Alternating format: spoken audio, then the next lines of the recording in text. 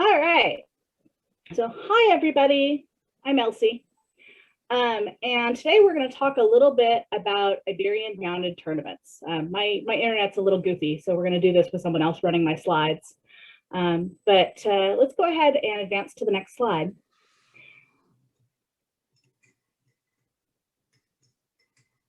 Perfect. So tournament culture throughout much of Europe, really, this wasn't just limited to Iberia. It covered all sorts of things, whether we were talking about any time that people came together for large celebrations, for times when they were trying to impress the neighboring lords, when they were trying to impress the neighboring countries, maybe just because they wanted to have a party and had no particular reason at all. But really nothing was complete unless you had horses there and you could celebrate that component of it. So it really was the glue that bound a lot of these bits and pieces together, particularly as we start to get towards the later portions of the SCA time period. Prior to that, there were large spectacles, and we'll get into that in just a little bit. Let's see the next slide. Okay, so why? Why did they have these large spectacles? Entertainment was certainly one. You know, it's not like you could just flip on the television. If you had a whole bunch of folks over, you needed something to keep them occupied. It was a chance to impress, to show off your military prowess, to show off your wealth, to show off how easily you could come get them. All those bits and pieces that came in. Initially, that it started off from all those bits of showing off. And then even as warfare changed and sports began to rise, it still became a means of being able to posture and show to your neighbors that you had strength and you were not worth challenging. Next slide, please. So how did they do this? Well, you see a little bit of everything coming in. It could be simple as the setting, whether they had this in the ground squares, which took advantage of their architecture. It came about in the clothing of the participants, which were sometimes costumes that helped them hearken to other times and other cultures. Occasionally things were set to music. Horses themselves were a material good that showed a great deal of value. And so that was something that they could use to show off to others. The posture of the riders, that military bearing of the people who were on the horses, conveyed a message to the aristocracy of power. It also conveyed a message of power to those who were not in the aristocracy at that time. And the skill, even as these displays went from very close simulations of warfare to a transition into something that was a little bit safer, that skill came through, and that idea that you had a skilled riding workforce, you had your warriors, you could show them off. All of that was communicated as these displays went on. Next slide.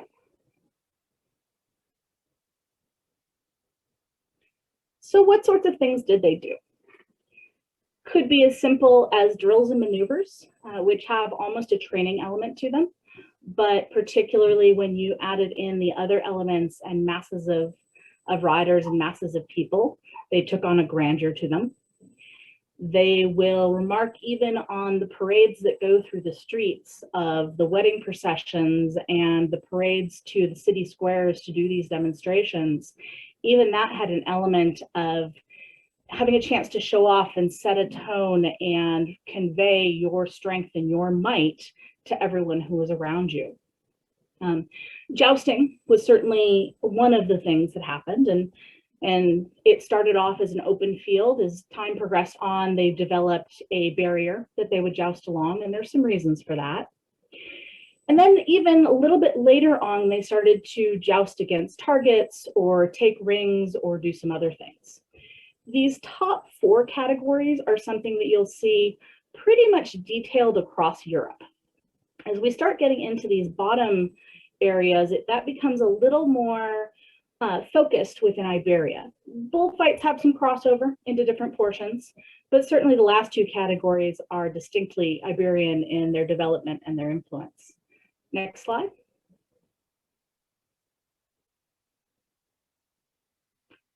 So I told you this had been going on for quite some time, which begs the question of where we started. Next slide.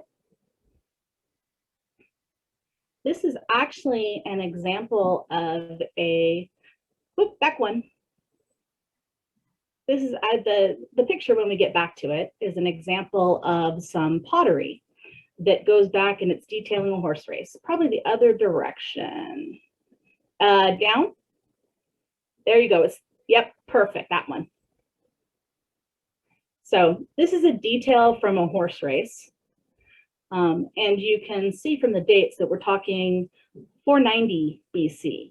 So the idea that there would be competition and there would be spectators at it is goes back for quite some time. And even long before the inhabitants of the Iberian Peninsula thought about it. Next slide.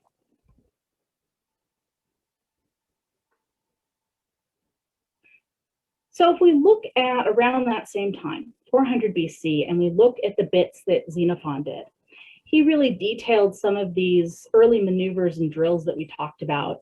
And some of the highlights that he hit, I've got highlighted here with the darker gray. Companies of tribes, so he had masses of people involved. There was a idea of many people, that vague idea of multitudinous. The nightly pageantry came through, and that was delightful not only to man, but to God, and that you get beautiful and pleasurable experience for the spectators, and that the showiest effect goes on in these things, that you are presenting them to political bodies, such as the Senate, and that it gives you a spectacle that impresses everybody with your military prowess and your might. Next slide.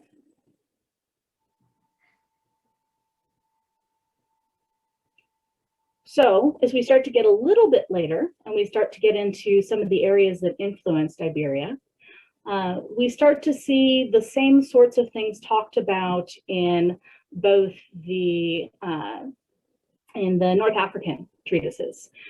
This is one of the examples where they talk about the maneuvers that they describe, and they themselves, even though this is a 14th century work, they talk about their own ancient authors describe it. And again, we see this idea that it is written as a group, big groups, and that the numbers help bring about the majesty at that time.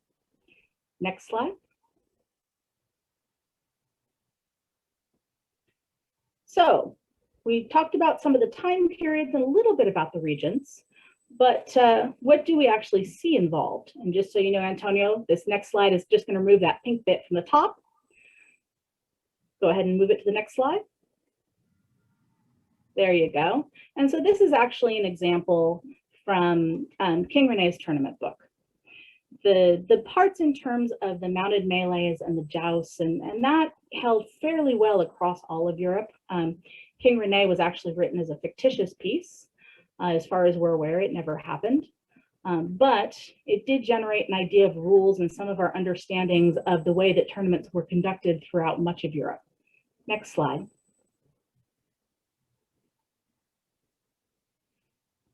So beyond that, and where do we see these things and where do we see this crossover? Well, what we see, especially in terms of the Iberian-centric portions of the tournament and the spectacle and the display, is we see this not only within modern-day Spain and Portugal, but we see this within the areas that they influenced and they had a interaction with. For example, we can see some Spanish influence on portions of Italy, as described here, from the time that Aragon was in control of Naples. We do see some of the Spanish elements will cross over into there. We also see some elements in the New World where Spanish horsemanship melds with some of the New World culture to create new things. Next slide.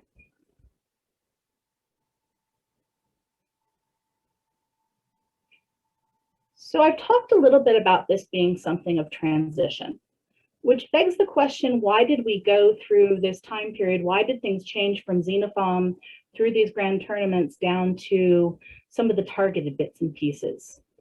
Go ahead and next slide, and this will reveal the picture that comes into play.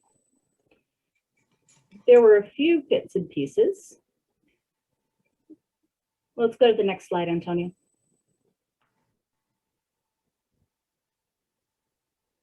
And so what this is actually a drawing of one of the jousts. We have already gone to the point where we have a barrier, so it's not the dangerous back one, please. It's not the dangerous open field that we had before. But what we've got is we've got a barrier that goes down the center. But what's notable about that particular one that was pictured is that they actually killed a king at it.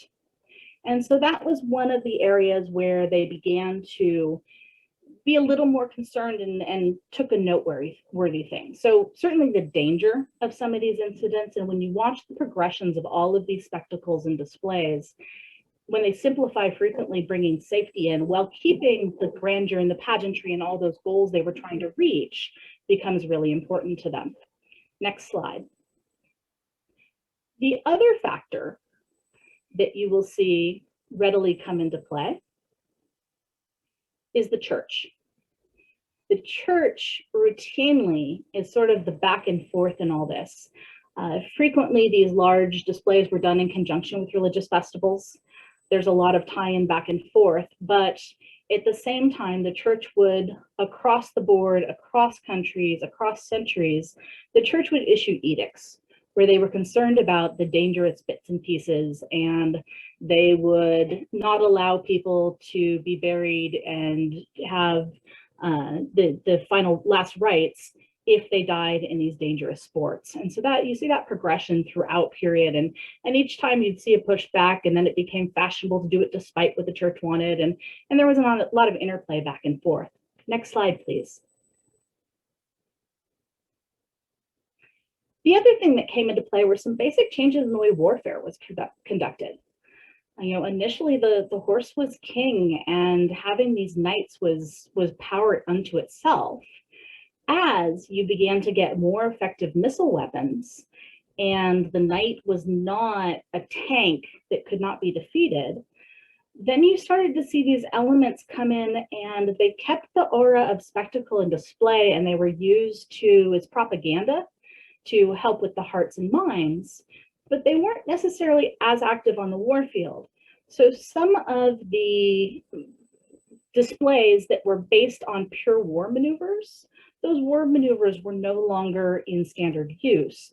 And so you start to see more artistry come out because they need that extra emphasis of evoking emotion, because they can't rely simply on this is our war machine, because then there's the missiles out there.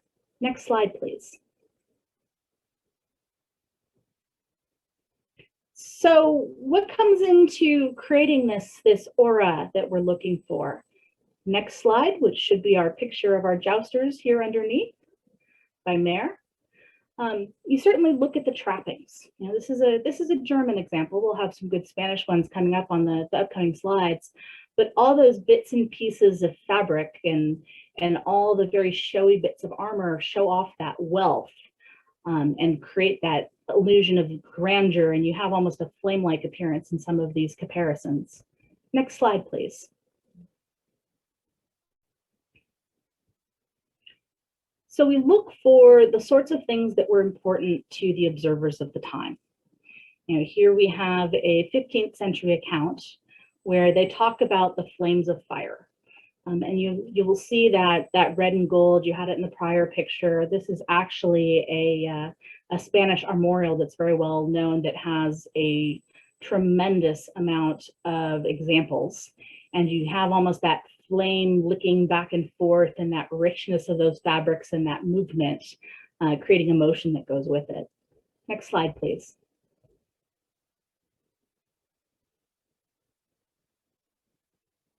All right, wall of text.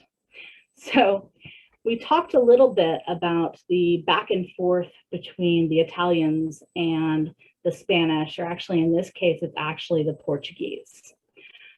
So this was an account written by an Italian where he talked about this one festival that was associated with a marriage. You see the highlights for hitting the large numbers of people, the beautiful horses, and then he goes on and on about how richly caparisoned everything was, using silver and gold and satin and bells and bows and gilding, and that luxury and that grandeur and that idea that we are richer than you and we are more powerful than you, and here we can put on this display.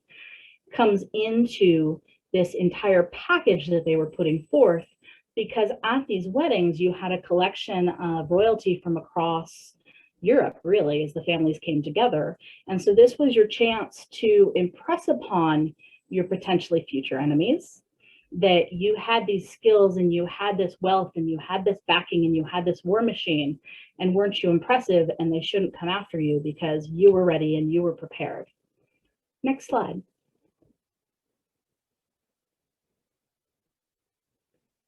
So looking at the same idea, this was actually a example of an account from a different feast bringing folks together. This was part of the royal tour, and this was at Bayonne, so just north of the Spanish border. And one of the things that they did for this particular one is they had the knights were dressed in costume. In this particular case, it was actually Henry's brother was dressed as a Amazon, and you will see even the feminine endings. And then they go through, and again, we get this gold and this red and this abundance of fabric to create a richness and a suggestion of an otherness to help carry along the story, because these tournaments actually were pageants often, where they had stories interwoven through it in the suggestion thereof, in addition to the horse sport and the spectacle itself and the back and forth. Next slide, please.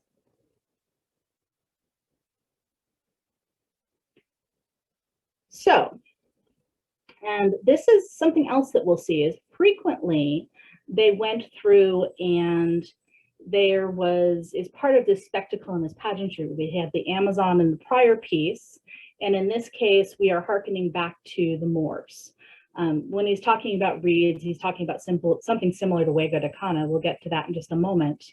But you also go through, and not only are we repeating the games of North Africa, we're repeating the clothing, or at least suggestions thereof, to help bring about that otherness, which will be important for the construction of that game.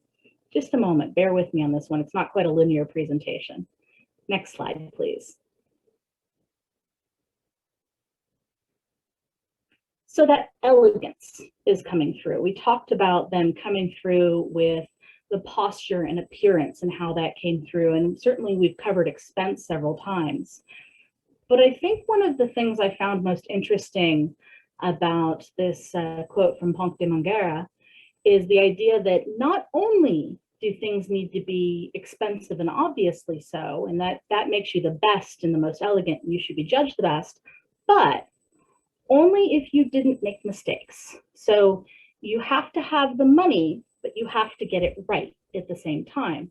Sort of that underlying idea of manners showing through for breeding. Turnout in this particular case are those little fine details that others can notice, and showing that you have not only the most amazing things, but you have the time and the help to make them look good is another component of setting up that image and selling that image.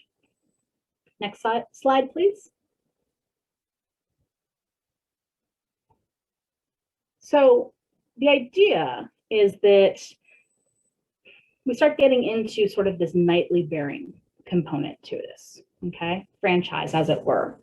That there's both an orderliness and a restraint in your abundance, and that you have outstanding skill, even from the moment that you enter into the list, long before you've started the pass, long before you have hit the target and made the strike at any of those things.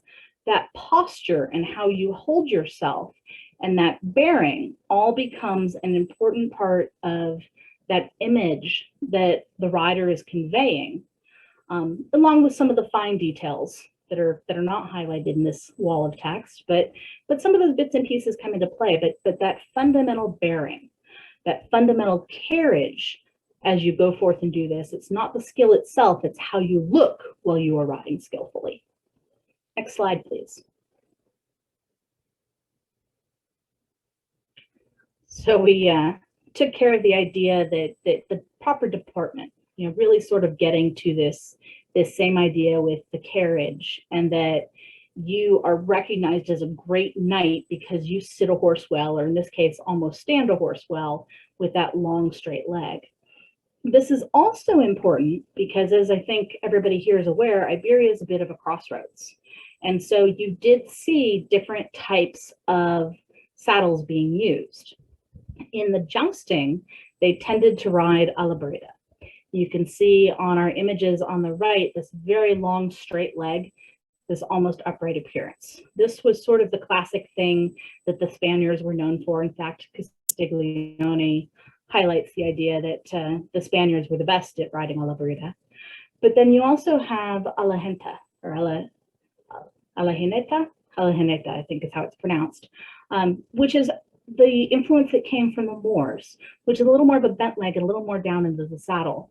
And so when you start looking at this back and forth and sometimes this othering that underplays some of these things, that's part of where that long straight posture comes in, because it's very much that European jousting saddle and that jousting image as opposed to the seated bent knee image that's useful for some of the things we're going to get to in just a moment. So next slide.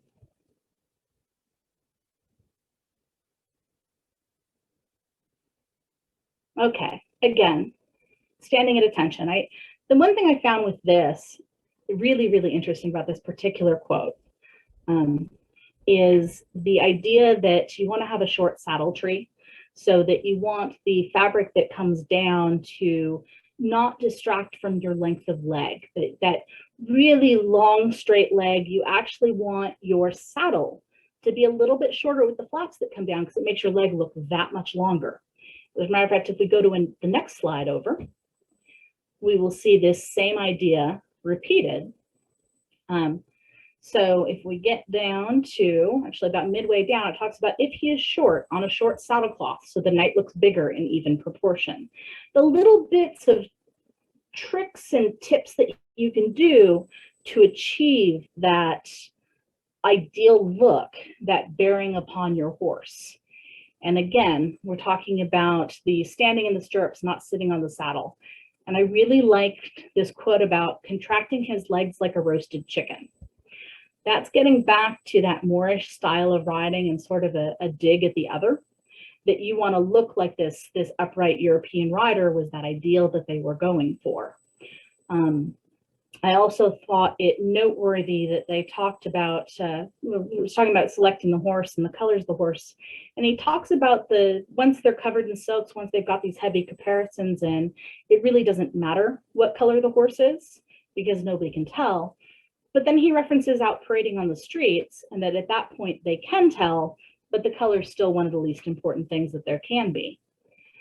And I thought one of the most interesting things when it talks about making an entrance, he's talking about making an entrance, coming in and taking over the entire enclosure and having the movement of the horse and the rider and the posture and the presence being so big that it seems almost like it's too much for the arena to contain, that you can project from your little horse into this grand city square and you take over and you own it, and this is my field. Which again speaks to that idea of that military readiness. Next slide, please. So, how did they conduct these things? What went into it? You'll actually see a wide variety of rules depending on what they were doing. Was this a simple example where a few knights were holding a bridge or a tree and having a simple paw? Was it something more involved? They sent out invitations. There were very, very long articles that went into play. Go ahead and go next slide, and we'll take a quick peek at this armorial underneath. This doesn't necessarily speak to fairness per se, but I thought it was kind of a pretty example of a few things as we've got folks going back and forth. Let's move on to the next one, and then we'll go back to speaking about fairness.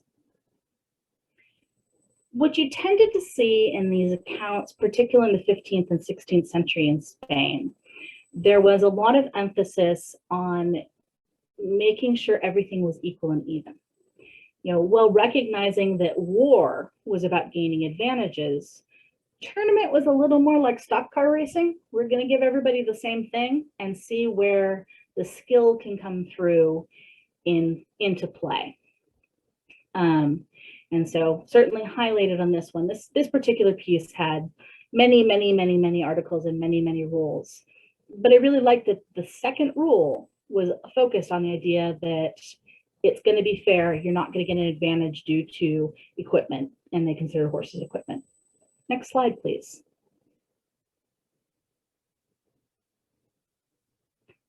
Okay, I spend a lot of time in the SCA actually working as a marshal. This particular count is one of my favorites. You know, not necessarily that it gets to the idea of spectacle, but it definitely speaks to fairness. And it speaks to the idea that fighters are the same regardless of what happens. So basically it was lunchtime. They realized that one jouster was in a war saddle, and his opponent said, "It's okay, I know he's in a war saddle, I can beat him anyway." So that little bit of bragging, that little bit of spectacle. The guy who was in the war saddle went, no, I'm not getting any advantages from it. And they kind of went back and forth, and the judges said, no, we're gonna absolutely say that we've got integrity, we've got fairness, we're gonna enforce the rules. And so it went on from there, and they went and they checked a little bit further, and they found that he actually had some other things in place where he had tied his stirrups in place, which is also not allowed. It makes it easier to get that straight upright thing, that really long thing when your stirrups don't move. Much simpler. He also had some pads on the back of the saddle to help him achieve that upright look, to make him a little bit stronger. So there were some problems here. And I didn't include the part of the quote, but one of my favorite parts of this story is the jousters went on and on. They said it didn't make a difference. They were going back and forth. The judges finally looked at them and told them to go back to their pavilions, and that they were done jousting for the day. So basically threw them off the field. And so then they left the field and they came back the next day much contrite. So power to the marshals. Next slide, please. So let's start looking at some of the stuff that is actually very Iberian specific. In particular, I've gone ahead and I've lumped together Juego de Cana, Carousel Joust, and Behord, because from a riding perspective, they're fairly similar. There are a few differences. We're going to get deeply into a couple of these. Let's go ahead and go to the next slide, which will take away our pink title so we can look and see our Behord example here. So we've got two brothers that are basically playing a game with lances. If you've seen crest combat, or honestly the way we do mounted combat in the SCA, it's sort of this idea. You're not actually killing the guy, but it's free form, and you're moving around, and you've got a little bit of chase involved. That element of chase and that element of back and forth tends to be one of the underlying components of these three sub activities. Next slide.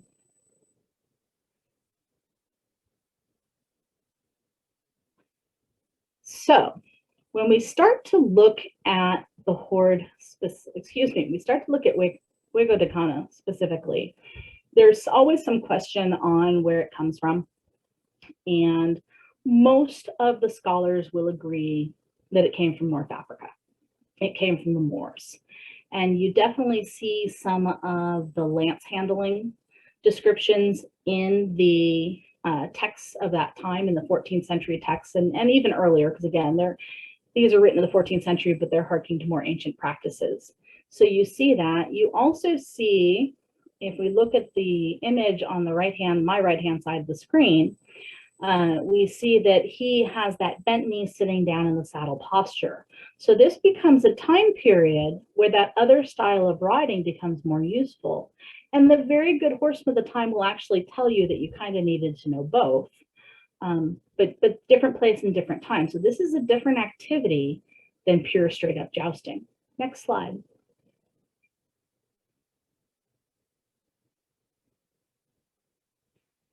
So I think there's a couple of things going on here. One is the idea of struggles between equals. So that speaks to that fairness that we talked about earlier. and that they're going through and they're fighting with a few different things. When they're fighting with sticks or swords, they fight in the manner of the Moors. And so that's this idea that we're talking about this back and forth and this seated in the saddle with a bent leg, and that the two sides are going to attack. And this particular one, they go through and they throw rods. The one side retreats, they turn around, but they throw back.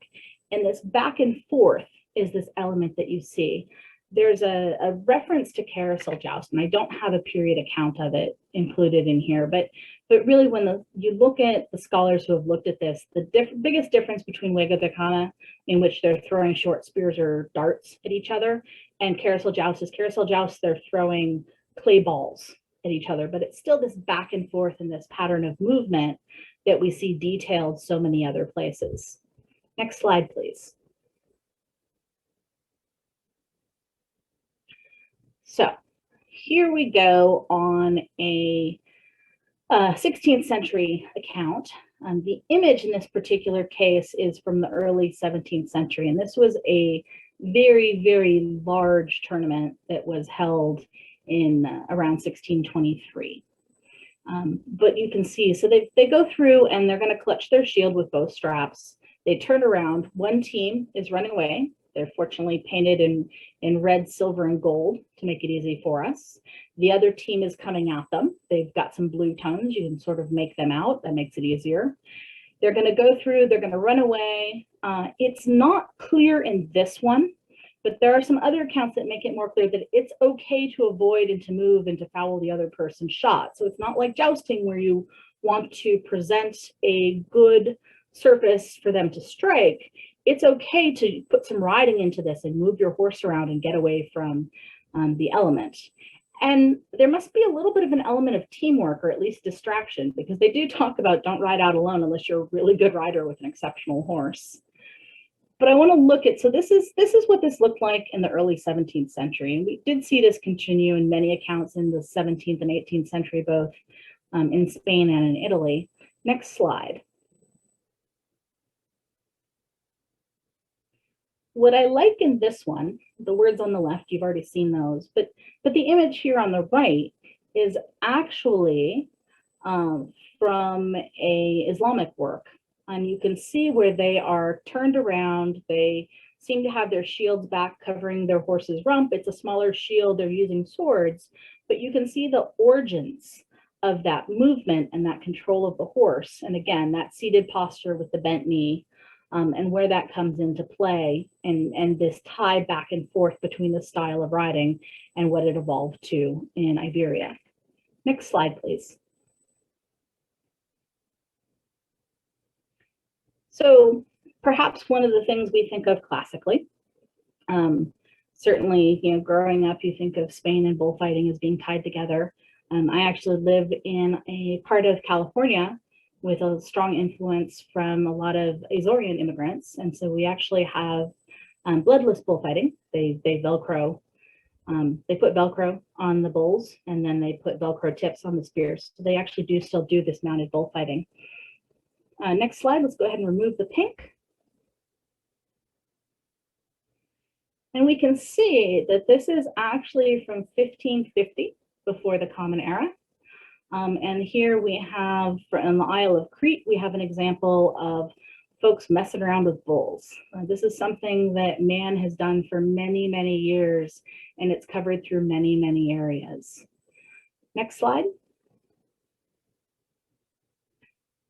Even in California these days, the bullfights are all tied to religious festivals.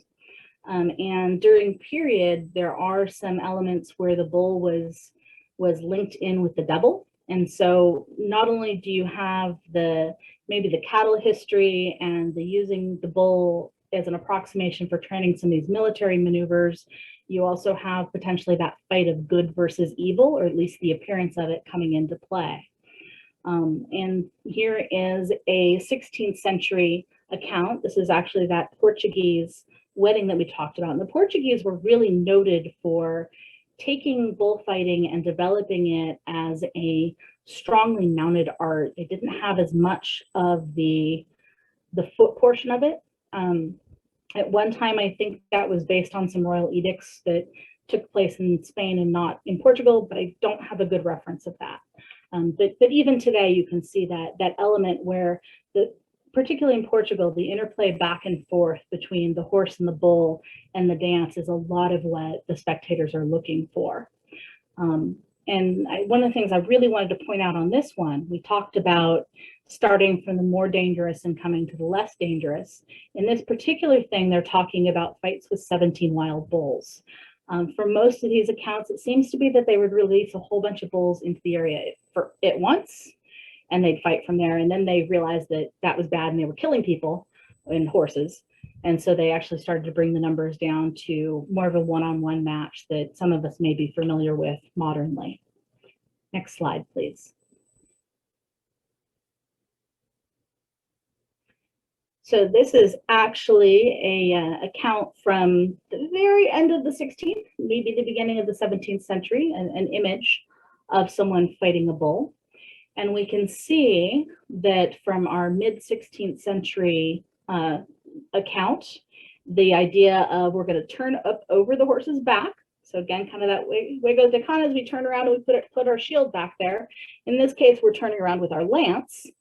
And we are stabbing the bull directly in the face. And that one of the greatest compliments that they can have is the idea that he would go through and do this without injuring any horses. I included this last quote. I'm not sure if it means quite as much in terms of the spectacle, but this is actually one of the few references to winkers or blinkers like we see modernly on a driving horse. This is actually one of the few written references I have to that, and it's about bullfighting, so it made it onto the slide. But next slide, please. Okay, and now we are back to that wedding feast, and we're going to go through, and this is actually a good account. This slide's probably in the wrong spot, but we'll run with it. And it's talking actually about Huega de Cana, okay? And that they're chasing each other back and forth. And this is the one where they actually talk about they can protect themselves and their horses with this leather shield. So just like the hide shield of the Moors. They also dodge. Many of the accounts, it doesn't sound like they're allowed to dodge. And maybe as you start getting into the 17th and 18th century, maybe they weren't. But here's a 16th century account where they succeeded in dodging. And then once they were in place, very upright, like they were sitting on a chair, no problem at all, they turn around and they go run in front of the other folks.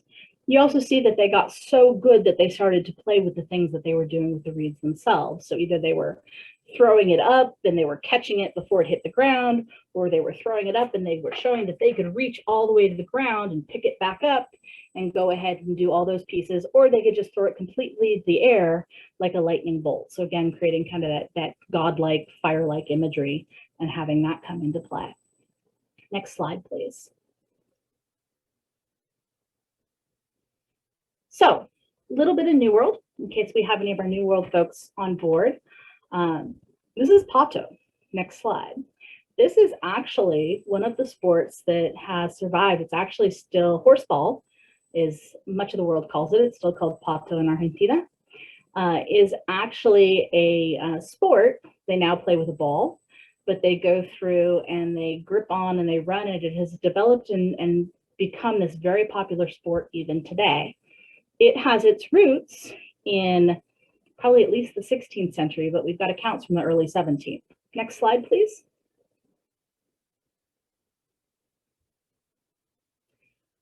So in 1610, we actually have a pretty good account of what's involved. There are not a lot of fabulous images of 16th century Argentinian ducks. So what you guys get is a bird in the cage instead. But they're going to go through, and they are folks from probably different ranches or different estancias perhaps, and they start with an actual duck sewn into kind of a leather or reed or something container so that there's handles to hold on to. And they go through and they have faraway destinations that they're supposed to go to. And it's this wrestling match back and forth. And then once they get it, they run towards their home base The other guys chase after them, try to go through and pull it back and go to their own place. And I think the idea is the one who gets to the duck to their target is actually the team that wins. Next slide. And so we have a couple of accounts of around the same time period of them playing pato, playing with ducks. Pato is Spanish for duck.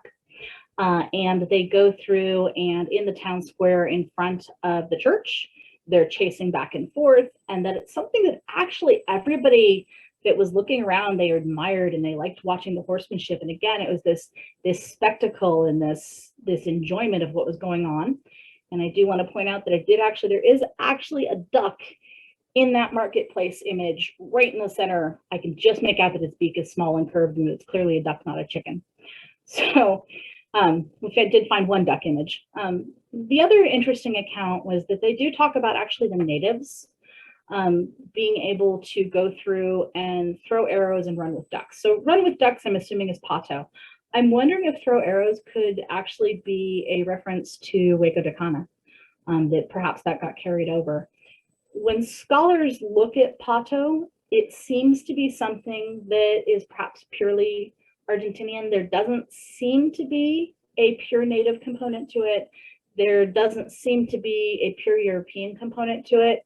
It seems to be mixed up. It's the two cultures coming together, and this arose from that based on the preliminary stuff I have. Maybe as folks look into a little more, we'll find a little more detail about the origins of it and where it truly came from. Next slide. And Your Excellency, yes. We have just hit the 45-minute mark, so we have about 15 minutes left. Fantastic, because I've got like 3 slides left. Perfect. Thank you. So one of the things that comes into play with all this, obviously this is very competitive, but there's some one-upmanship in all this, because sometimes this is about display and winning hearts and minds. Let's go ahead and go to the next slide so we can take a look at this pretty picture. It's a little pixelated, but I thought it was absolutely a beautiful example of comparisons and couldn't resist using it. And the fact that it was 2 brothers riding against each other, I figured was great for one-upmanship. Next slide. So we talked about the feasts and things coming together. And this was the Italian account of the feast in Portugal. And I thought it was interesting that they go through and you've got this big, long description, all of these things, but the idea that the Italian was willing to say that this was the greatest feast known among those made in Portugal for hundreds of years, that all of this package came together and left people going back to their homelands and giving an account of what amazing experience this was. And this was in the 1566 was when the account was written. So this is the mid to late 16th century. And next slide. I also found this one kind of amusing because we're talking about the tournament at Bayonne associated with the Royal Tour, and that the Spaniards who were present, several of them said that it wasn't nearly as good as the reception that they hosted for Mary of Hungary, that it was so much better, and that those fiestas were a much better display. And again, kind of that one-upmanship and that judgmentship. So that judginess, maybe. You know, we talked about the goal of a lot of these things often was to impress someone else. So here we have an example in the prior quote of someone who was very much impressed, and someone here who's at least saying they weren't impressed. Now, maybe they're damning with faint praise, but it definitely did do something to move and have the desired effect of changing the feelings of those who had a chance to view these spectacles and displays in these equestrian mounted tournaments. Next slide, please. So I'll drop you guys a copy of the link to the slides in the notes in just a sec, or maybe I'll see if Antonio can do it once we stop. At the very end, there's a few good general resources that I've included. If you have a strong interest in this time period in Iberia, I really, really like the Fallows book. It's very good. It's got several translations of period primary accounts at the end of it, which I find very useful. And it's a nice overview especially if you're not a horse person full time and you're trying to get a feel for how does horse culture come in and play with my persona. It's one way to get a little bit of a feel for that. The Works of Chivalry blog that's written by Tomasini is fantastic. Primarily Italian resources, but he does actually have some Spanish resources, and he has a fair amount of things where Spain and Italy were exchanging horse culture back and forth, very much written from the perspective of a horseman, and he has some great things that he does. There's a particularly good paper from it's the Museum of Games, I believe, on Juego de Cana. It is in Spanish, but Google Translate's not bad, and if you have a little bit of Spanish, you can pick your way through most of it. I don't have amazing Spanish. I have pretty good Rancho Spanish I use at work, and I was able to pick through it myself. I didn't even have to get my daughter to translate for me. So with that, we can go ahead and stop the screen share, and I'll take questions.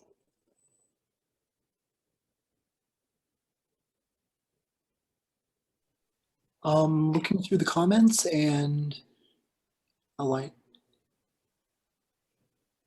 surprisingly, very few people have any questions. At this point, if anyone wants to, feel free to unmute yourselves and ask directly, or if you're more comfortable, type it in the chat and I'll ask it to her for you. Either way works. My question actually is serious. Do we have like any idea why Pato uses a duck? Because I mean, that just seems so completely bizarre. Like, of all the things that you could be calling around, why a duck? I don't know. So my knowledge of Pato has doubled in the last 2 days. I had the original account from the 1610 original one, and I just found the other primary account like 2 days ago. So I don't know. I think what I probably would have to do is understand a little bit more about the role that ducks played in Argentinian culture. And my guess would be that there's some bit of that will come into play. But if anyone has any ideas, I'm all ears. I'm happy to hear them. So I don't know. That's a great question. That sounds like a good research rabbit hole. Just a note, at SCA 50 year at the tail end in the horse arena, they did a Steal the Goat game. So it may be that it was a relevant food stuff from the culture. Yeah, the goat game actually comes out of the Middle East, or Mongolia. I'm blanking on it currently, but it actually comes out of Asia. And very, as it gets played in the SCA, it's very similar. And I think there may be a fair amount of, when you get horsemen together, there tends to be a lot of, hey, Bubba, hold my beer. I can do this. And so it may be, like you said, the accessibility of the food stuff, the accessibility of the livestock. I do know that ducks can be herded and they can be driven to market. So maybe that was part of the culture, is maybe they herded the ducks, and so they had that component to it. But yeah, so same, very, very similar games, just heavier.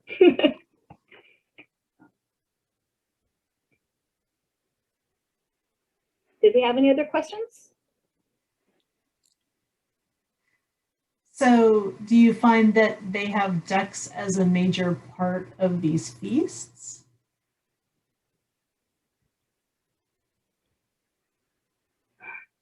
I haven't looked into the food of the feast. Pato seems like it was just played in the town square. As far as the accounts that I'm seeing, it was more rodeo than medieval times. It was it was the folks that were otherwise riding and they had some time to kill, and so they had this game that they played that was semi-formal, and everybody would sit up and watch and see. As far as I can tell, that's what it was. The more formal stuff with the feasts and the weddings was more in Europe. I don't know that you saw Pato played at the same place. So.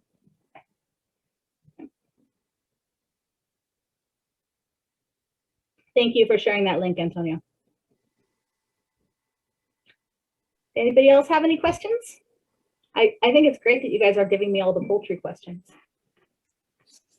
Where was the information? Did you find the information on the Farnese Portuguese wedding celebration? That is on the Works of Chivalry blog. He actually went in and did a fair amount. There's a long account in one of his blog pieces that has the original works and has the translations are there. Thank you very much.